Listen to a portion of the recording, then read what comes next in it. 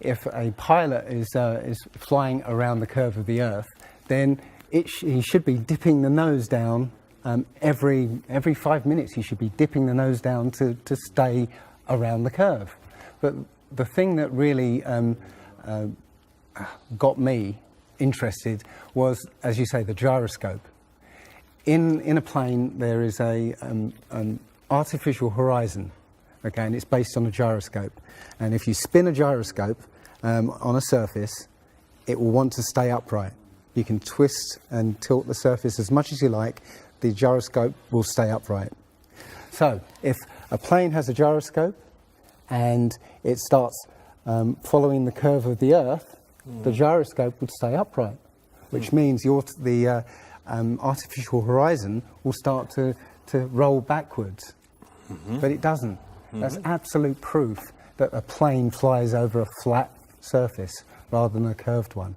Because I asked the pilot on my last flight, do you ever notice the artificial horizon rolling backwards? He said, no, but the artificial horizon has complex electronics in it to make sure it knows where it is on the Earth and it compensates. But I went to the manufacturer of the artificial horizon, and they confirmed to me that it's completely mechanical, nothing electronic in it whatsoever. So it's literally just a gyroscope that can freely move. So that right there is proof to me that planes fly over a plane. None of it makes sense. The problem is that we're taught as children, this ball Earth lie, and you might ask as a child, what about the people in Australia? They're standing on the bottom of the globe, won't they fall off? And your teacher says, no, gravity. And you go, oh, okay. And you never go back to that question. But when you go back to it as an adult and start looking at it with a critical eye, right, the whole thing falls apart. As you say, the globe is spinning at 1,000 miles an hour. Neil deGrasse Tyson, who's a leading astronomer in America. I'm Neil deGrasse Tyson, bitch. Tells us that the Earth is not a perfect circle. It is actually an oblate spheroid. It's squashed and wider at the equator. Yeah. So Earth, throughout its life, even when it formed, it was spinning, and it got a little wider at the equator than it does at the poles. So it's not actually a sphere. It's oblate, and officially it's an oblate spheroid. That's what we call it. But not only that, it's slightly wider below the equator than above the equator. A little chubbier. A little chubbier. Yeah. Chubby's a good way. It's like pear-shaped. So my question to him would be, why is there land at the equator?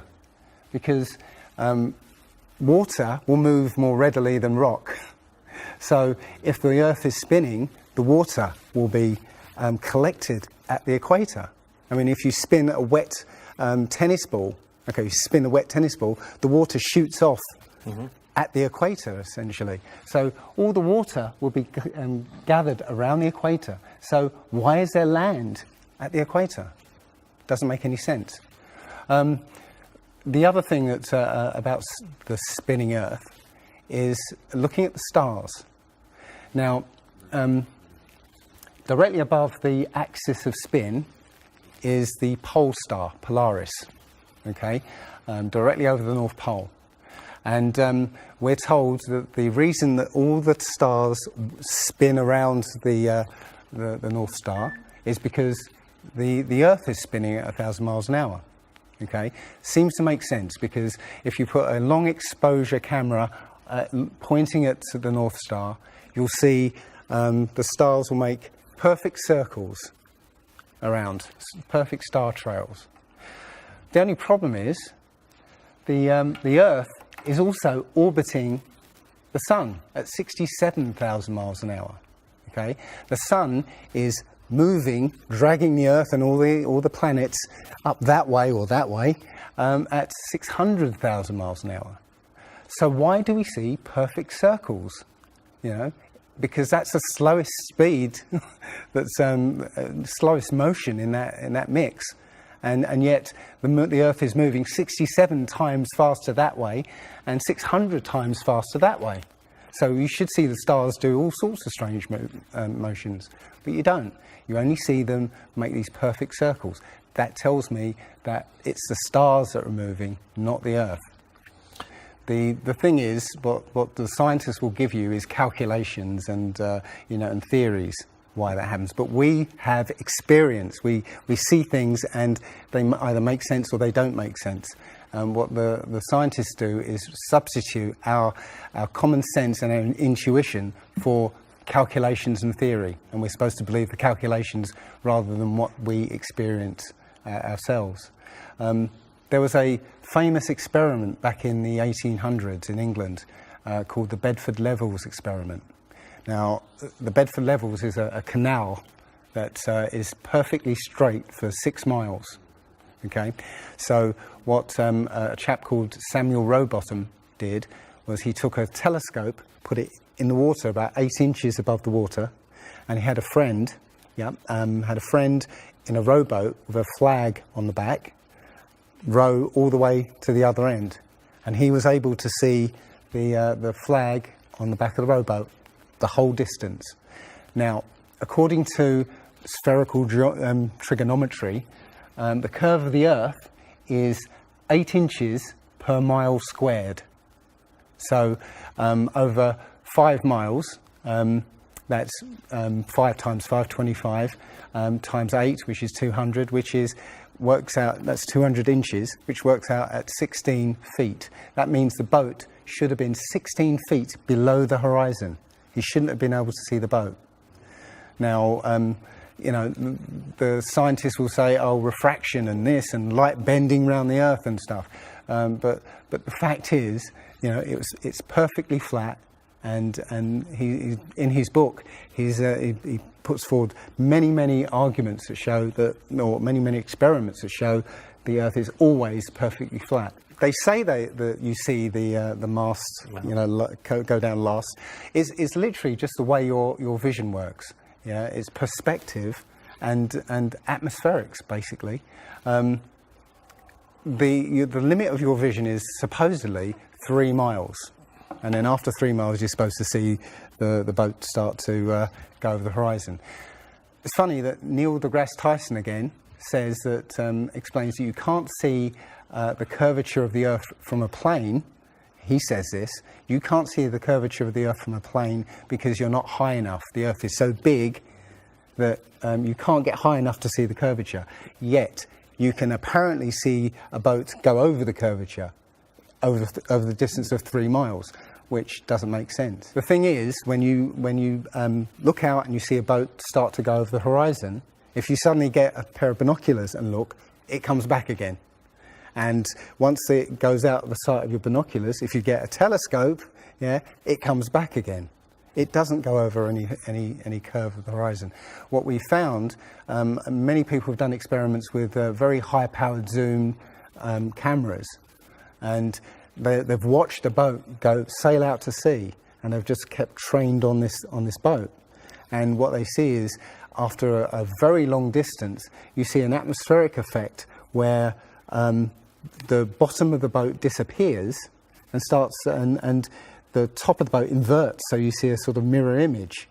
And that, with your eyesight, basically the bottom of the boat just melts into the horizon. One of the best examples of that is the Antwerp Notre Dame spire, which can be seen something like 240 kilometres away from the spire. So that should be over a mile below the horizon, and you can still see it. There's been a few famous examples just recently of a man who took a picture across the Great Lakes from Michigan and was able to see, I believe it's Chicago, which he shouldn't have been able to see. And the television station basically said it was a mirage. This is from Joshua Nowicki, and what you're seeing here is a mirage. We typically would not be able to see this from the Lake Michigan shore. We talked about this last night. Conditions are right on the lake that we're actually seeing a mirage of the Chicago skyline. But They always say it's a mirage, but for a mirage to happen, you have to have very specific atmospheric conditions. And there have been so many people who've seen exactly the same thing on different days, different seasons, always the same. You know, it's not a mirage. It's simply that you're looking across a plane. You see in a kind of pyramid shape. Yeah, you have a horizon at your eye level, and everything above the horizon will go down into the horizon. Yeah, everything below the horizon will seem to go up. Just like if you're in a long hallway, you'll see that the walls will start to move in, and the roof and the floor will start to move into the centre. Yeah, so literally between you and the object you're looking at, there's all sorts of things, sort of like waves going up and down, and while you can't see them, if they're beyond the limit of your sight, sometimes they can still obscure what you're looking at. But it's just because they're between you and it. And it's just the way, it's literally perspective. It's better if I could draw a diagram, but it's a very difficult subject to get your head around if you're not used to it. But it is perspective. One sort of other proof is there's a place in Bolivia called Salar de Uyuni, which is a salt flat. It's literally 100 miles wide one way and 80 miles across. And it's perfectly flat. When it rains, literally you get an inch of water and it looks like a perfect mirror. Now, how does that happen on a sphere? Yeah, it shows you that, you know, if you're one end of this salt flat, you can see perfectly clearly the other end 100 miles away. So it's just showing you that the Earth is flat, and without the effect of the waves in the sea, you'll be able to see a whole lot further. If you were to go to NASA and download one of their photos of the Earth in the moon sky and put it in Photoshop, okay, drop the saturation and the levels down, you'll see that the Earth has been pasted in, because you'll see a rectangular box around the Earth. It's all fraud, it's all fake. Pretty much everything NASA puts out is fraudulent. There are no images of Earth from space. The only one that NASA actually claims is a photograph was from 1972, and it's the famous picture. It's got Africa sort of near the top, and it's the same picture they've been using for the last 40 or 50 years in every textbook. Every other image is what they call a composite. It's Photoshop. There was another layer to sort of simulate the atmosphere. And then there's this little bright spot. It's called the specular highlight. So it's the reflection of sunlight off of water. Those are the pieces, but you can't just slap them all together. It just didn't look realistic. It looks kind of flat, or the clouds are sort of too see-through. So I just hit Command-Z a lot. There's artistry to creating the world. What I imagine it to be. Unfortunately, I'm not an astronaut. I've never been to space. But I've looked at these images over and over again, trying to sort of get the essence of it. It is photoshopped, but it's has to be. It is photoshopped, but it's has to be. It is photoshopped, but it's has to be. It is photoshopped, but it's has to be. And many of us have been looking at these images of Earth, including the one they call the Big Blue Marble, which was released in 2002, I think. Again, when you zoom into it with Photoshop, you'll see where they've used the clone tool in Photoshop to take a picture of one of the clouds and stamp it in various places around the picture. And they got lazy. In another image, they've even Photoshopped the word sex in the clouds, which is a subliminal tool they use to get people to sort of relate to something. They literally, you can look at this and you can find it on NASA's website.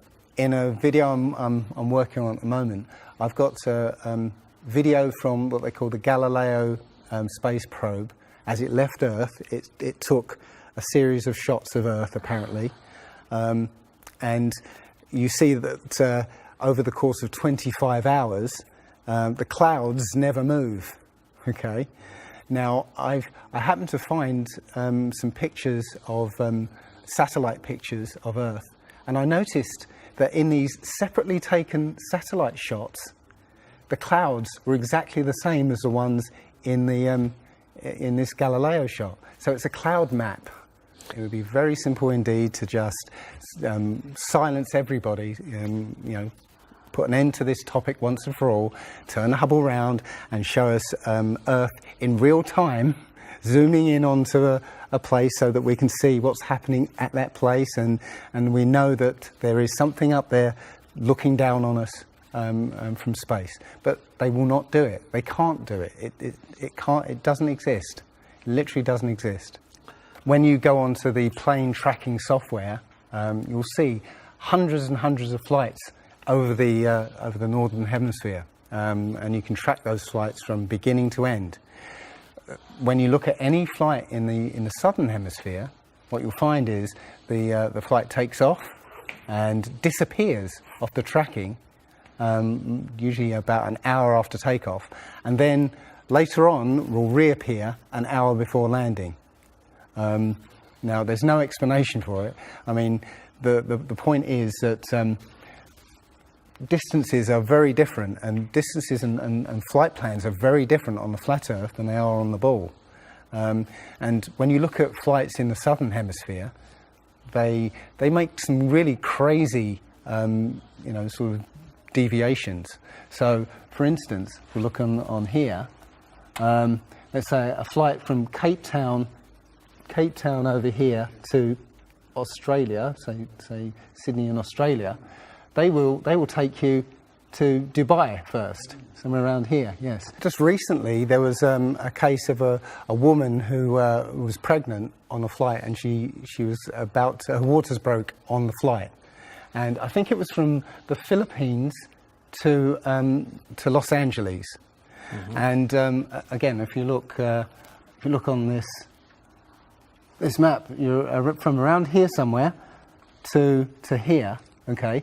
Now they were flying across, and literally her waters broke, and they had to divert. They had to land. So instead of either going back to the Philippines or going on to Los Angeles, they landed in Alaska. Which again, if you look on the flat map, it's again a straight path. Santiago, Chile to Australia, mm-hmm. right? Will usually stop in Los Angeles. Again, you can see on the flat map that it's again a straight path. It all seems to make sense, and if the only thing that would sort of confirm it or disprove it would be GPS, but hey ho, GPS doesn't work in the southern hemisphere. This is an issue because there have been a few people who said they've taken flights that have taken only 14 hours, and they're direct flights from Australia to South America. Now, somebody has actually redrawn the flat map to take into account these the distances, and apparently the distances work out. I haven't seen the map myself, but I should be looking further into it. But yes, up until these people came forward, and again, I haven't seen any real evidence that they have taken these flights. They told me they've taken these flights, but who knows? They can actually advertise a flight that's direct. They can price it out of the range of most people to take, and then if anybody does take it, they could cancel it. I don't think any flights actually fly directly over the North Pole at all. I think they skirt the North Pole, mm-hmm. but I don't think they fly directly over the actual pole. So I don't know if it's to do with magnetics. The only thing I do know is that nothing flies over the South Pole, because again, on a flat map, the South Pole, the continent of Antarctica is the ring around the Earth. So you can't fly over the ring and get anywhere. That's why we're not allowed to go there. I mean, think about it. It's the only treaty that's all these countries have signed and never broken and completely agreed on. It's the only one. And what treaty is there that everybody's agreed on? We're being kept away from it for a reason. They have some scientific bases there, and literally it's controlled by the military. If you try and go there by yourself, you will be sort of picked up and escorted back.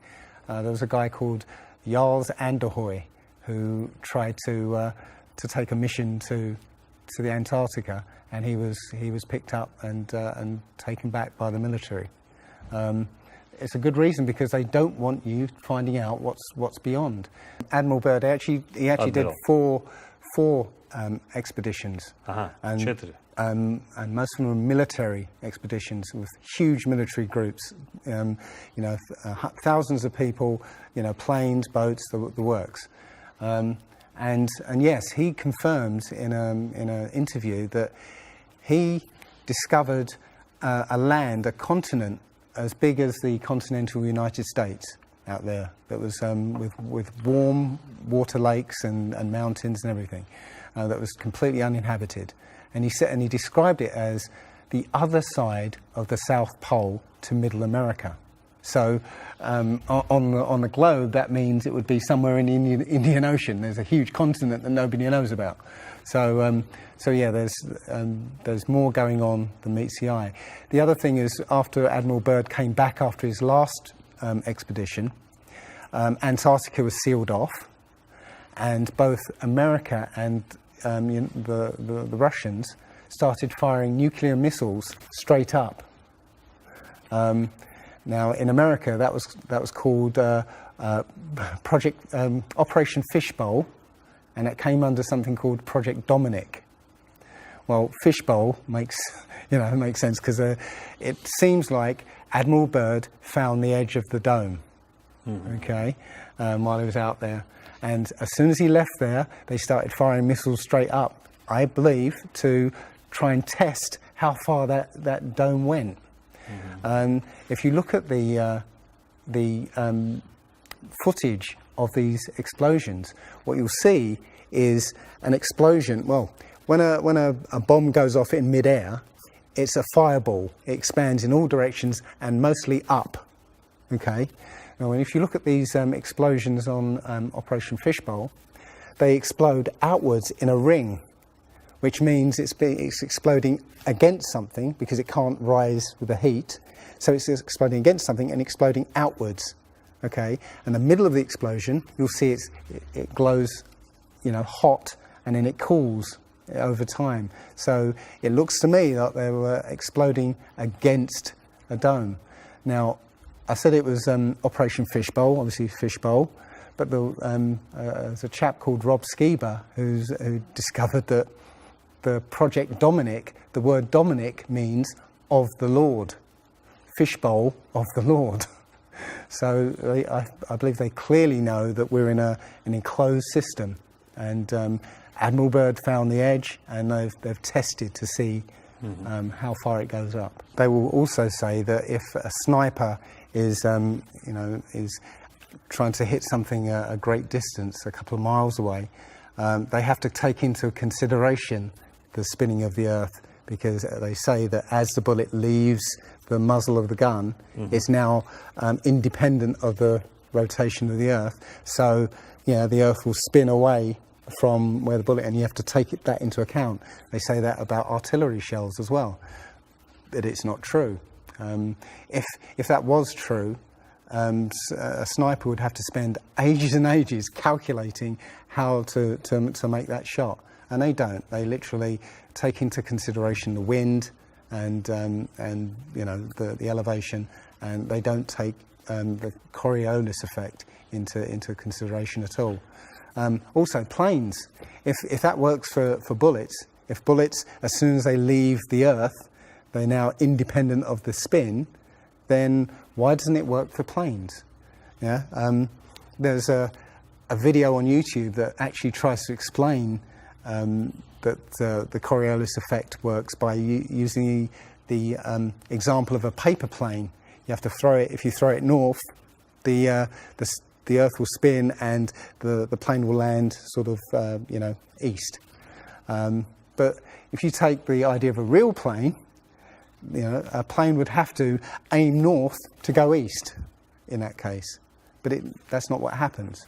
And if that was the case as well, planes would have to land on runways that are moving. And that would be impossible. But how is it that you can take a flight from London to New York and it will take exactly the same time as a flight from New York to London? Yeah, one's with the spin of the planet and the other one's against it. So it doesn't make sense. They'll say that the whole atmosphere is moving, yeah, with the planet, but that doesn't make sense either, because the atmosphere, say it's that thick, the top layer of the atmosphere will be moving slow, and as further you get in, will be moving faster. How, if everything is moving like that, how do you get a light breeze that blows against the spin of the planet? How do you get a breeze that goes from north to south? It just doesn't make sense. And again, science will give you calculations and esoteric ideas, but you can go out and look for yourself, and you'll see what makes sense and what doesn't. The other thing is that we have senses to be able to sense acceleration. Yeah, you get in a car and somebody puts their foot down, and you get thrown back in your seat. You can feel the acceleration. Yeah, you can feel changes, very minute changes of acceleration.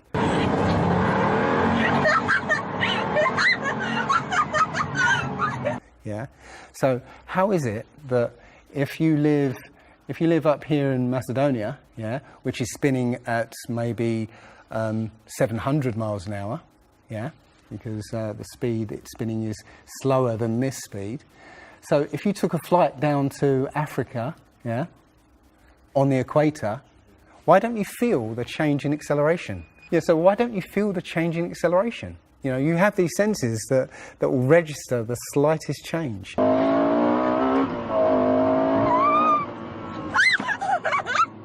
Yeah, but you get off the plane there and you don't feel dizzy, because now you're moving a lot faster. So no, it doesn't make sense.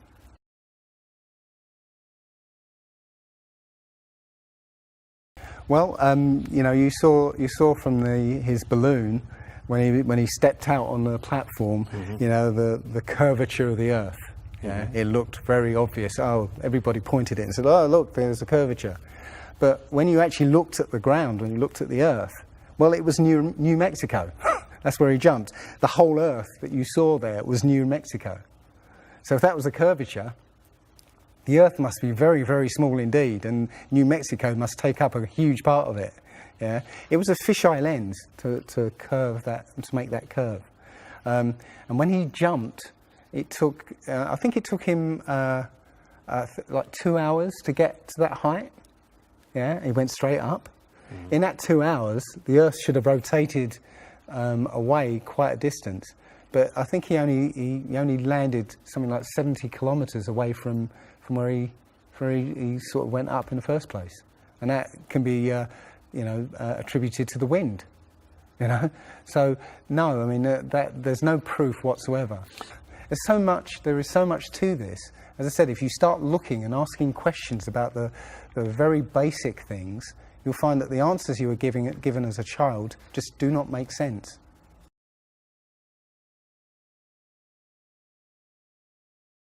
So the idea there is that it must be a globe because the sun. If the sun's here, then it's got to be dark on the other side. Well, the thing about the sun is that we're told it's 93 million miles away. It's not.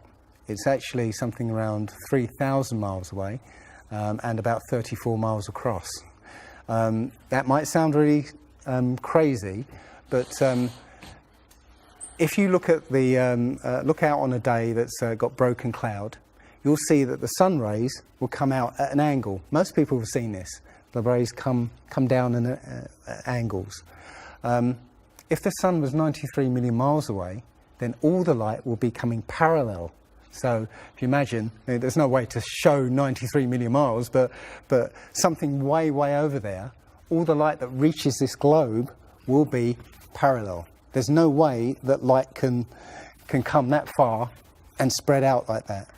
Now, if you follow those light rays, you'll see exactly where the sun is. And as I said, it works out to be about 3,100 miles. Now, if that's the case, and the sun is circling over this flat plane, yeah, its light range is limited. So it's illuminating the part of the Earth it's like over at the moment. So, say over Europe, it might, or over South America there, it's over there. Well, Australia's going to be in the dark because the sun isn't going to throw enough light to illuminate Australia. Yeah. Now, most people say, well, I see the sun rise and set. How can that be if it's just going round in a circle? Well, that's perspective again. If you actually see video of the sun coming up and going down, many times you'll see that the sun starts off as it's coming up very, very tiny, and it gets bigger as it gets closer to midday and then gets smaller again. It's literally that effect of perspective. You know, with some things above you, like the ceiling in a hallway, yeah, as it goes further away, it will seem to sink down towards the horizon until it disappears beyond the limit of your sight. And that's all you're seeing. You're seeing literally the sun circling overhead, but seeming to set.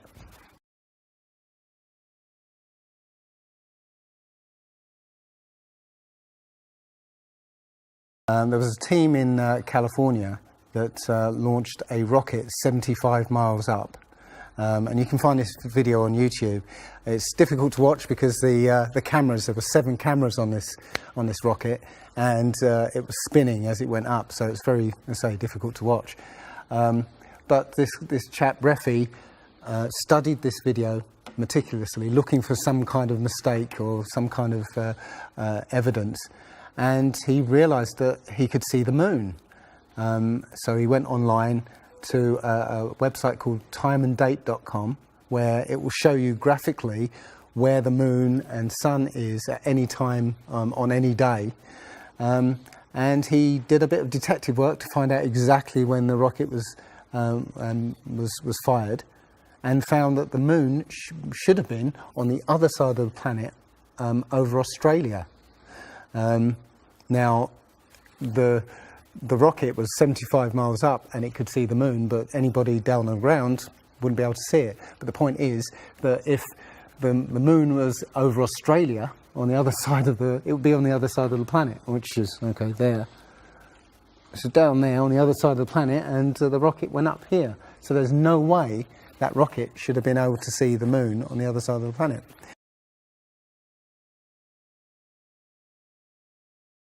If you watch the trajectory of the space shuttle, it doesn't go straight up. It always goes in a curve and out to sea.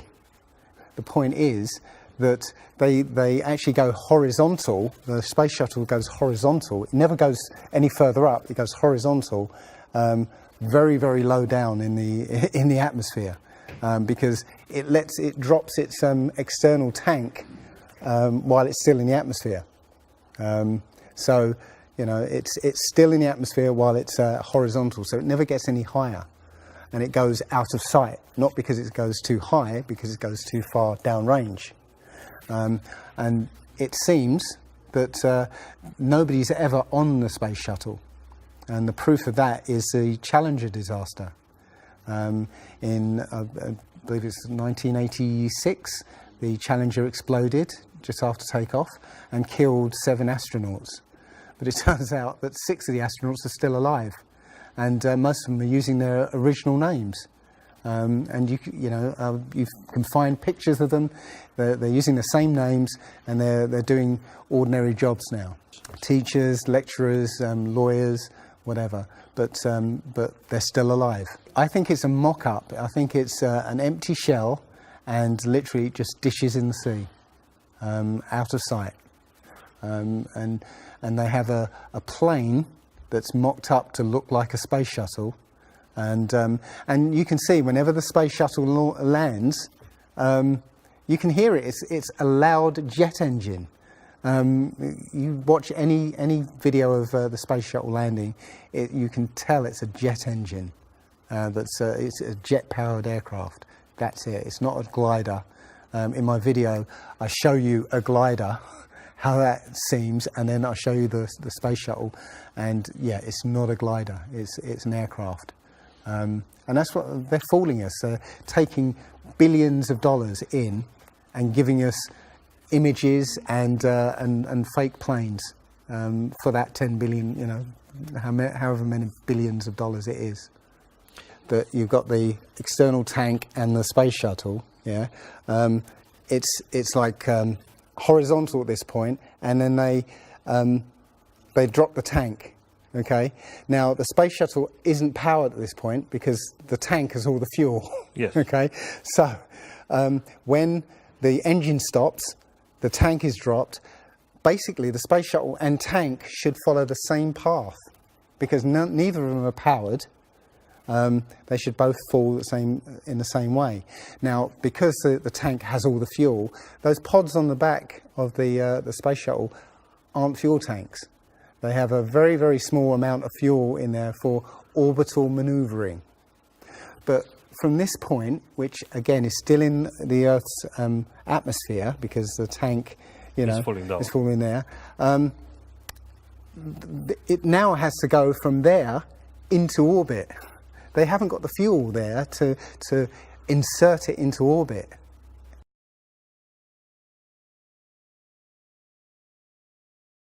Disney and NASA have worked very closely together. Disney worked with NASA on the moon project. Yeah, they made it. They filmed it so that it would be entertaining for the masses. Yeah, and they're still working with NASA. I absolutely believe that Stanley Kubrick, filmed the moon landing. He left a few clues just to say, so that, you know, like Michelangelo. Yeah, so that we eventually would know that this was his work. Yeah, I did this. It's a joke. It was meant to fool people in 1960s. So you got like clear footprints, but yet you don't have where an impression where the pads of the lunar lander were. Or a blast crater where the engines were blasting downwards, and also the camera followed the capsule straight up, right, and it followed it very precisely, right, and it stopped when it started to pitch over, right. Now, NASA says, "Oh, we did it remotely." Well, there was a 2 or 3 second delay between sending signals and the camera starting to respond, and then another couple of seconds for them to see what's happened.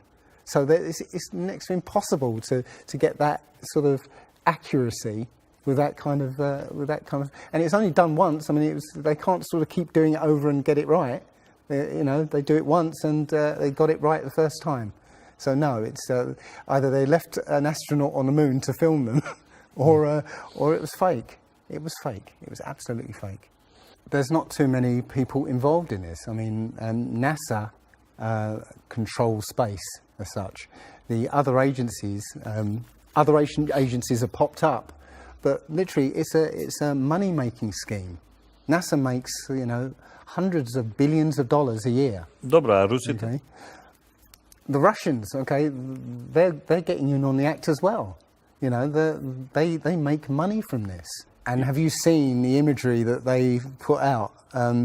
The Chinese have put out, or I think it was the Japanese that put out images of Earth from the moon, and it looks even more fake than NASA's ones.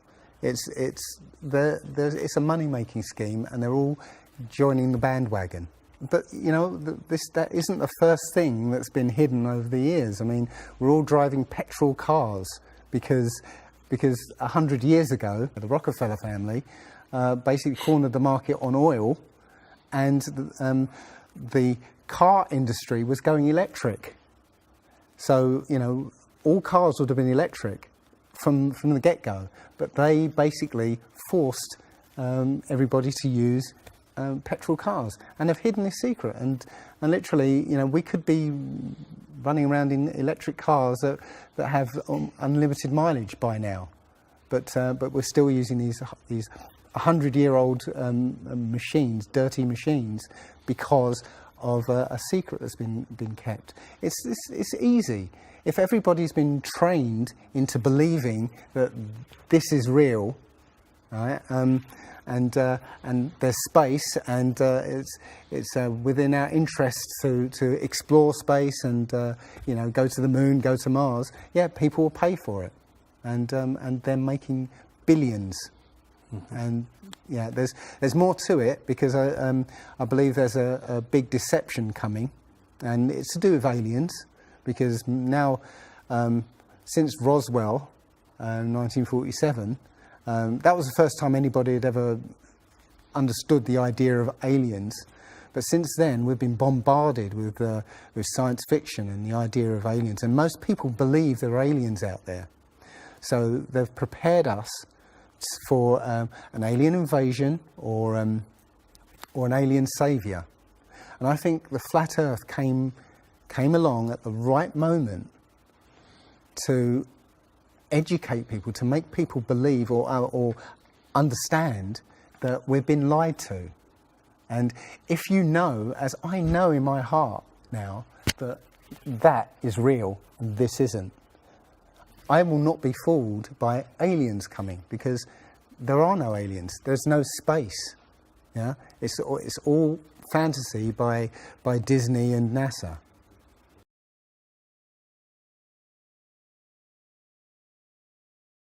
Well, the Bible has a very, very clear view of what this place is, and it matches that place more than it matches this.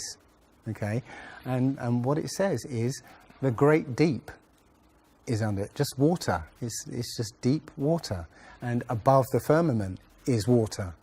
And you know, it says in Genesis that he separated the water below from the water above, and made a space. And then made dry land appear out of the water. So what's under the flat Earth? Well, it's water, and it just goes on. Again, I don't know for sure, because I've not been under there. I don't know what's past the outside of, or the you know, the first few hundred miles of Antarctica. But everything I've seen over the last year and a half tells me that is true and this isn't. And I'm starting to believe and trust my intuition about this.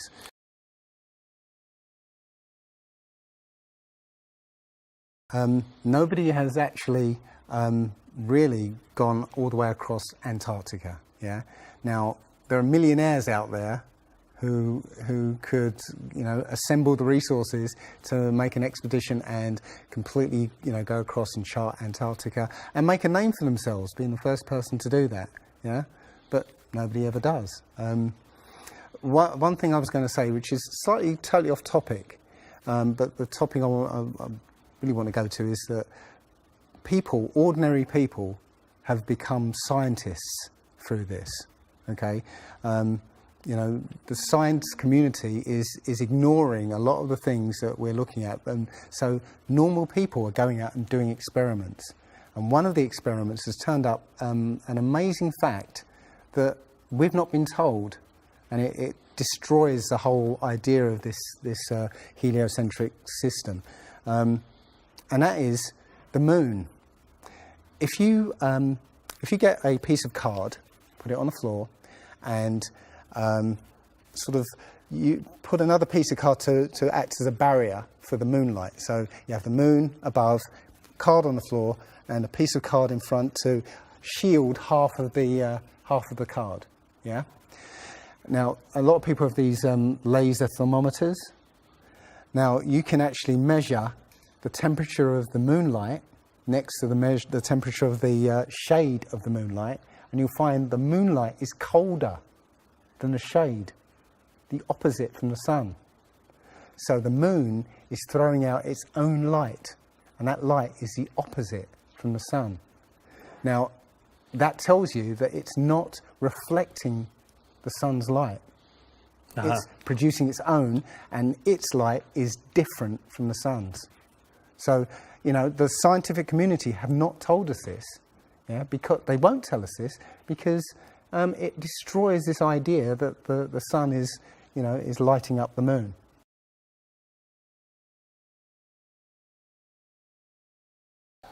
This world is very different from what most people think it is. There are very powerful people who essentially rule this world right now. And the ordinary person is a slave in this world. And slaves aren't educated. You know, they're taught what they need to, or, you know, they need to know, that's it. They're not taught truth.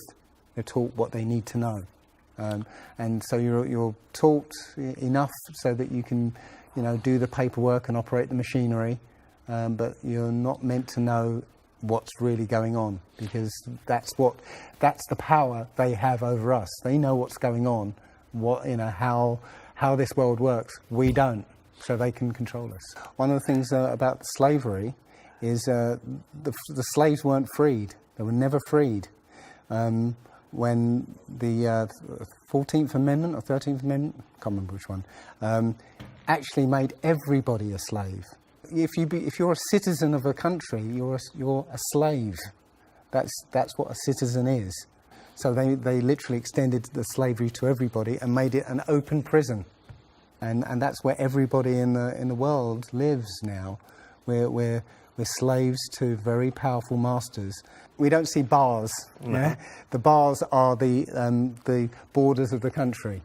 Right? You have to use a pass to get out, and they'll let you out if you show them your pass. Yeah, and sometimes they won't let you out. You know, as I was coming here, I was lining up to go on the plane, and somebody in front of me was told, no, you can't fly. They found something in your bag, so you can't fly today. So, you know, we have, as I said, we have natural rights to travel anywhere on this earth. We were born on this earth. We have the right to travel anywhere. But our masters have kept us in small, open prisons that you need to get permission to move around.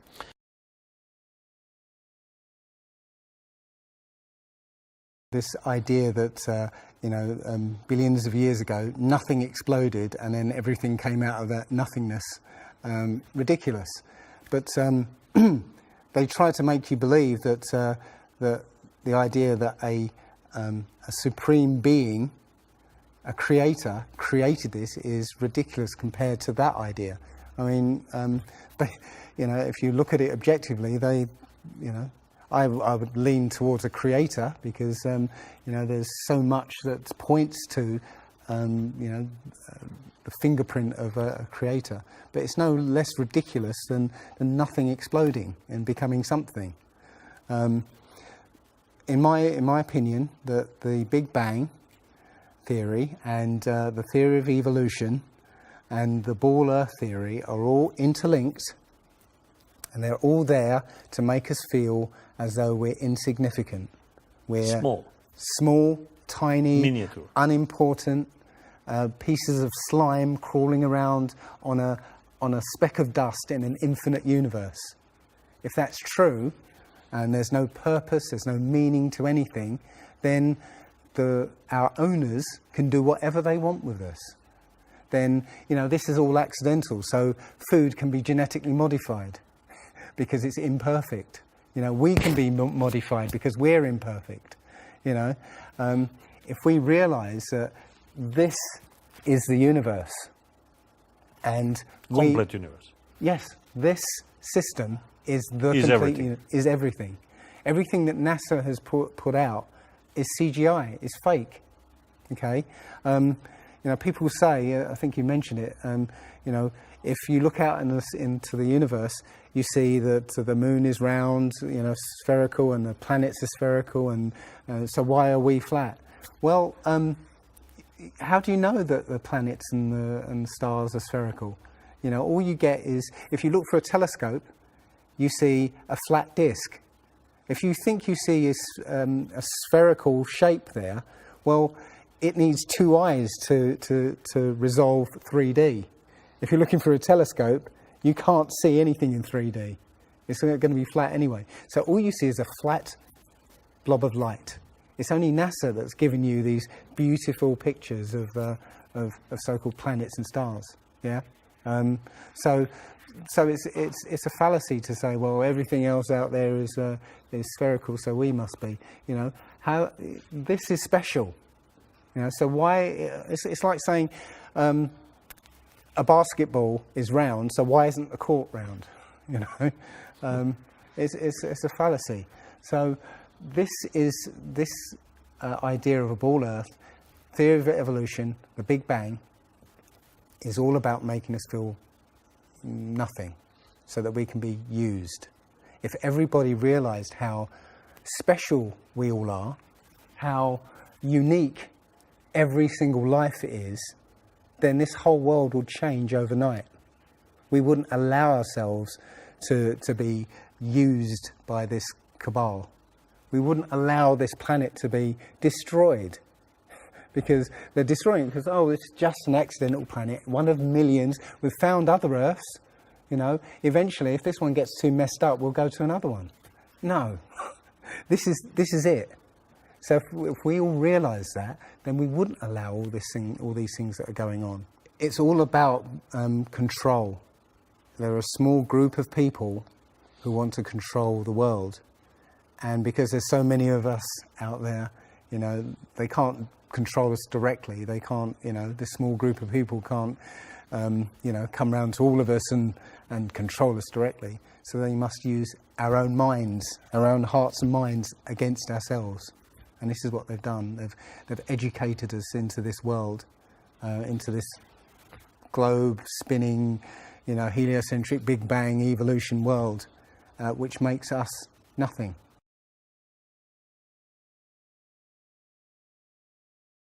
This is amazing, because when I first started looking, it was about 1.5 years ago, I looked on YouTube and there were maybe about 100 videos, not even that probably, and nobody was talking about it, right? And then over 2015, it exploded. There are thousands and thousands and thousands of people looking at Flat Earth now. And what happens is that you'll watch something or read something, and something will strike a chord in your mind, and you'll think, yeah, I've always wondered that. And what will happen is you will start feverishly researching. I mean, what happened to me was, as soon as I got that, I spent every waking hour looking for things and testing things, and this seems to be replicated with thousands of people around the world who suddenly come into this. They start, you know, researching and getting a passion for this, because this is what I think, it's the truth, and we recognise the truth when we hear it, and we feel it, and this I believe has come at the exact right time, so that we awaken to what's going on in the world. Nothing else, you know, 9/11 even hasn't awoken people, right, to this extent. You know, for me, I've been an atheist for 40 years. From the age of 13, you know, I didn't want anything to do with God and Bibles and whatever and religions. And now I know for a fact there is a creator. I've seen his fingerprint, you know, not just with the Flat Earth. Everything I've done in the last 5 or 10 years has led me to see that there is a creator now. And and there's a great many people out there who have had exactly the same revelation as I have. And it is. I'm now following the commandments and trying to be the best human being that I can be, because I think it was a guy called Kent Hovind who said there are only two possibilities. Either there is a God or there isn't. And both of them are terrifying. Yeah. If there isn't a God, then nobody's in control. We're hurtling through space and there's no plan and there's no nothing, and that's terrifying. If there is a God, then we'd better find out who he is and what he wants and do exactly what he says. And it turns out that he gave us very specific instructions on how to live. And they're not rules as in laws that you must follow because or put you in prison if you don't.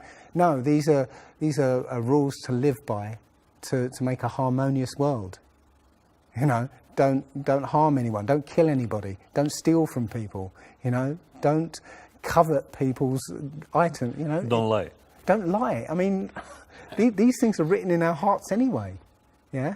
But we're in a society that legalizes all of the 10 Commandments. The policemen and soldiers can kill. They're allowed to kill. Yeah, Politicians can lie. They can lie. They're lying all the time. They're actually. lying all the time. Police have been told that they are allowed to lie to try and get to catch somebody. Yeah, they're allowed to lie. Everything in the 10 Commandments is legalized in this society. That tells you who runs this society. Yeah. So yeah, this is a profound movement. I don't like using the word movement, but it's a profound shift in consciousness for people, because unlike any other topic that's come out in the last few years, this one has made people realise that they've been lied to.